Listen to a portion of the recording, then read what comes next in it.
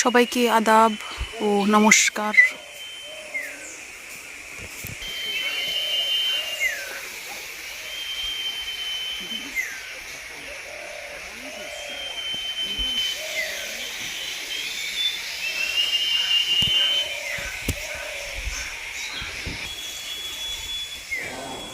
আজকে বাড়িটা অনেক নীরব হয়ে গেছে, সবাই চলে গেছে, আমরাও চলে যাব। আসলে বাড়িতে আসলে পরে চলে গেলে আবার খারাপ লাগে, বাড়ির প্রতি একটা মায়া লাগে, আস্তে আস্তে ঠিক হয়ে যায়।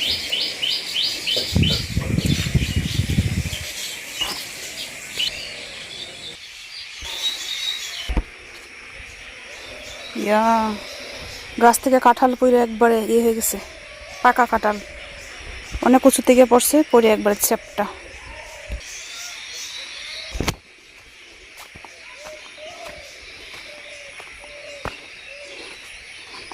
হঠাৎ করে কি যেন একটা শব্দ করছে, তো পরে গিয়ে দেখি অনেক বড় একটা কাঁঠাল গাছ থেকে পড়ছে। বাড়িতে কোনো অনুষ্ঠান হলে আসলে কাজের প্রচুর চাপ থাকে এবং অনুষ্ঠান শেষ হওয়ার পরেও কাজের একটা চাপ থেকেই যায়। যত সময় পর্যন্ত বাড়িঘর পরিষ্কার, তারপরে জিনিসপত্র এলোমেলো থাকে, ধোয়া মোছা না হয় ততক্ষণ পর্যন্ত। আর আমাদের বাড়িতে তো মানুষও নাই কাজ করার মতো। একজন দিদি ছিলেন, ললিতা দিদি, উনিও নাই, ওনার হাজব্যান্ড অসুস্থ, উনিও চলে গেছেন। সবাইকে আদাব, সালাম ও নমস্কার। আশা করি সকলে ভালো আছেন, সুস্থ আছেন। তো গত মঙ্গলবারে বাড়িতে আসছিলাম, আজকে হচ্ছে রবিবার। তো আজকে চলে যাব।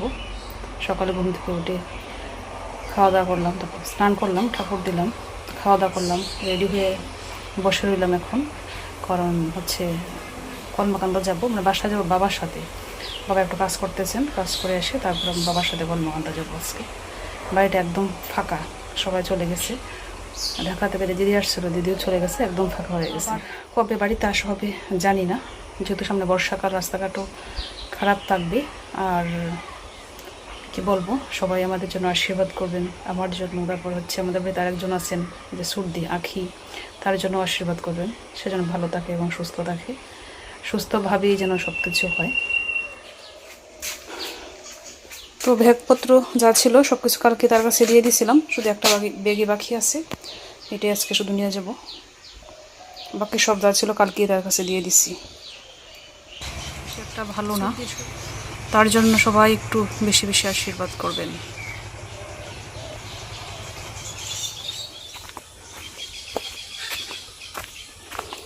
রেডি হয়ে বসে রয়েছি অনেক সময় যাবত, বাবা তো এখন আসতেছেন না, দেখি ওনারা কী করতেছেন, হয়তো বা ধান লাটতেছেন। আজকে আবার 2টা কাজের লোক রাখছেন কাজ করার জন্য, ধান শুকানোর জন্য।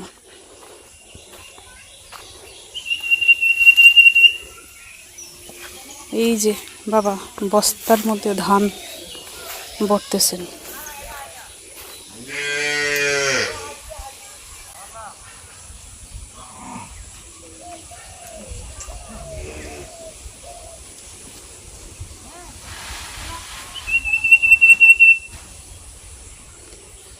কি রোদ, কি কষ্ট ধানের, আসলে যারা করে শুধু তারাই বোঝে।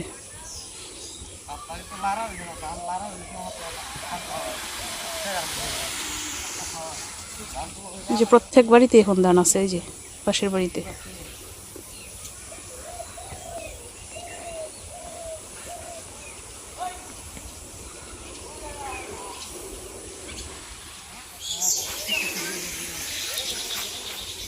তো যাই, বাড়িতে গিয়ে একটু বসি, কাজ টাজ সেরে তারপর আসুন। বাবা হচ্ছে কলকাতা যাবেন, কারণ হচ্ছে আমাকে নিয়ে যাবেন যেরকম না, একটা কাজে যাবেন কর্মকাণ্ডা। তো তাই ভাবলাম বাবার সাথে আমি চলে যাই, না হয়তো আমাকে গাড়িতে উঠিয়ে দিতেন, তারপর ওই দিক থেকে সে আইসা নিত। যদিও খাচ্ছে, আমি মানে যাওয়ার সমস্যা নেই, আমি যেতে পারি। তারপরও যদি শ্বশুর বাড়ির থেকে যাবো, এই একটা বিষয় হচ্ছে আর কি, না হয় আমি একাই যেতে পারি। আমাদের বাড়ি থেকে তো আমাকে কেউ নিয়ে আসে না, আমি একা একাই আসি, মানে আমার বাবার বাড়ি থেকে। আর এটাও বেশি একটা দূরে না, আমার বাবার বাড়ির ডাবল হবে শ্বশুর বাড়ি, তারপরে একা একা যাওয়া যায়, সমস্যা নেই। বাবা যেহেতু যাবেনি, এই জন্য বাবার সাথেই যাব। না হয় কালকে বলছিল যে দিক থেকে আমাকে কেউ গাড়িতে উঠিয়ে দিবে, ওই দিকে সে নিয়ে যাবে এসে গাড়ি দিয়ে। এই যে এরা অপরিচিত মানুষ দেখলে এরকম দৌড়াদৌড়ি করে। কুকুরগুলো বাড়িতে থাকাতে একটা লাভ হয়েছে কি, রাত্রে কেউ অপরিচিত মানুষ আসতে পারে না, তারা শুধু ঘেউ ঘেউ করে। দিনে আসলেও ঘেউ ঘেউ করে। অন্য কোনো কুকুর বা অন্য কোনো গরু আসলে তারা ঘেউ ঘেউ করে বাড়ির থেকে দৌড়াইয়া দেয় একবারে। মানুষেরা দৌড়াতে হয় না, তারাই দৌড়াইয়া দেয়। পশুরা আসলে যার ঘরে খায় তাদের কথাই বলে, যদিও মানুষ একটু ব্যতিক্রম, যাদের ঘরে খায় তাদের কথা অনেক সময় বলে না। এই চলে আসছে, অপরিচিত মানুষ দেখছে, ঘেউ ঘেউ করে দৌড়ায় গেছে, কি আবার চলে আসছে। মানুষ অনেক সময় বেইমানি করে মানুষ, কিন্তু এই পশুগুলো আসলে বেইমানি করে না। মানুষের চোখ উল্টাতে বেশি সময় লাগে না। পশুগুলো আসলে অনেক ভালো, যদি কেউ পশু পালতে পারে। সবার ক্ষেত্রে তো পশু পালা আসলে সম্ভব না। রেডি নাকি যাবেন গিয়া? গেছিলাম তাকতাইন, মানে ছুটি শেষ। সাবধানে যান, যে গরম, অতিরিক্ত গরম।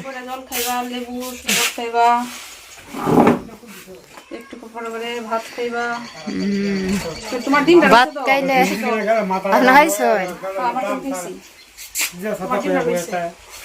সিদ্ধ করা। আরেকবার কবে আইবেন? স্কুল বন্ধ হইলে ফের আয়া ফেরবেন। আচ্ছা আচ্ছা, একটা বড় একটা ছোট করে আটলে আড়ক না আটলে নেই।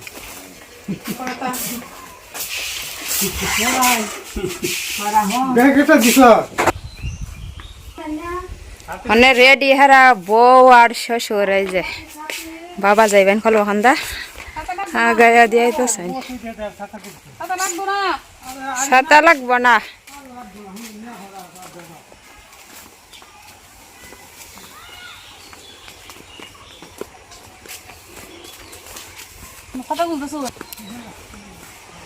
মা ছাতা খুঁজছে একবারে শেষ। আর ছাতা লাগবো না, বৃষ্টি হইব না। আর ছাতা কয়টা আনাইব?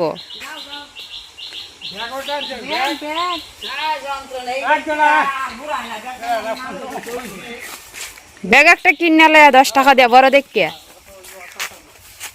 হ্যাঁ এনে খুঁজছে, হাই তা না, ব্যাগ এক একজনে এক একটা নিচে গা।